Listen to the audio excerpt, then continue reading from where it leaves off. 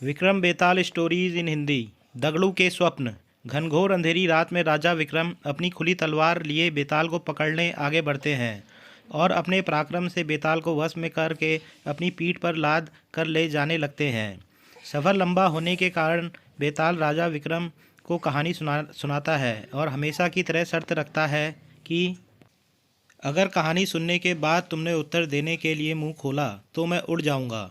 बेताल कहानी सुनाना शुरू करता है। चंदनपुर गांव में एक वृद्ध स्त्री रहती थी। उसका एक बेटा था जिसका नाम दगड़ू था। वह स्त्री नए पुराने कपड़े सिलने का काम करके अपना और अपने बेटे का पेट पालती थी। दगड़ू एक कामचोर और आलसी लड़का था और दिन रात सपने देखा करता था।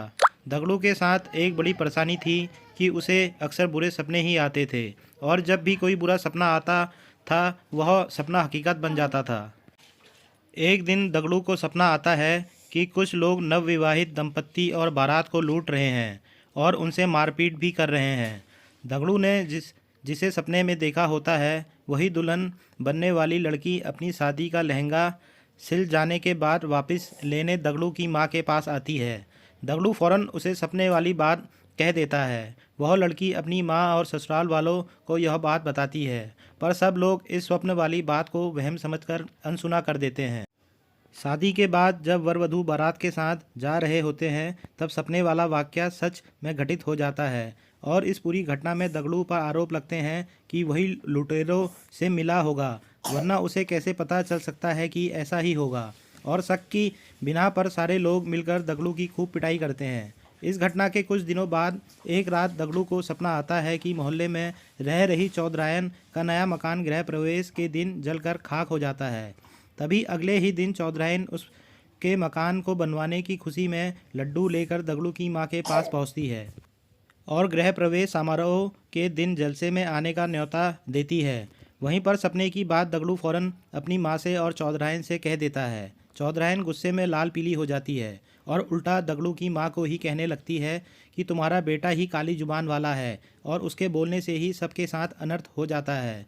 चौधरायन गुस्से में जली कटी सुनाकर माँ बेटे को भला बुरा कहकर वहाँ से चली जाती है। गृह प्रवेश समारोह के दौरान कोई घटना न हो इसके लिए पक्के इंतजाम किए जाते हैं, पर फिर भी किसी न किसी तरह आग की चिंगारी चौधरायन के भव्य मकान के पर्दों में लग जाती है और देखते ही देखते रौद्र रूप धारण कर के पूरा मकान जलाकर खाक कर देती है। चूँकि दगड़ू इस बारे में पहले ही बोल चुका था इसलिए सब उसे काली जुबान का बोल उस पर टूट पड़ते हैं और उसे मारकर गांव से निकाल देते हैं।